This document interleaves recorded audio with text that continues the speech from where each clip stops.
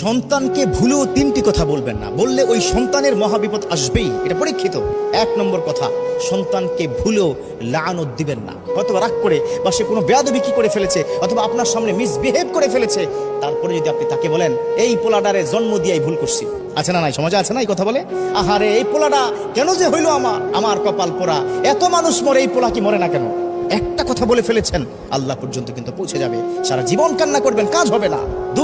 দুই নম্বর কাজটা কিন্তু আমরা অনেক বেশি পরিমাণে করি। এই 2 নম্বর কাজটি করার কারণে আমার সন্তানটা নষ্ট হচ্ছে, সেটা হচ্ছে সন্তানের সামনে মিথ্যা বলবেন না বা তাকে মিথ্যা শিখাবেন না। 3 নম্বর, এটা বর্তমান সময় সবচাইতে বেশি ক্রাইসিস হচ্ছে, বর্তমান সময় ফ্যামিলি ক্রাইসিস, সেটা হচ্ছে হাজব্যান্ড এবং কি ওয়াইফের মধ্যে যখন ঝগড়া হয়, সেই ঝগড়াটা কখনোই আপনার সন্তানের সামনে করবেন না। যদি করেন, আপনার প্রতি অশ্রদ্ধা, আপনার প্রতি ভালোবাসাটা কমে যাবে।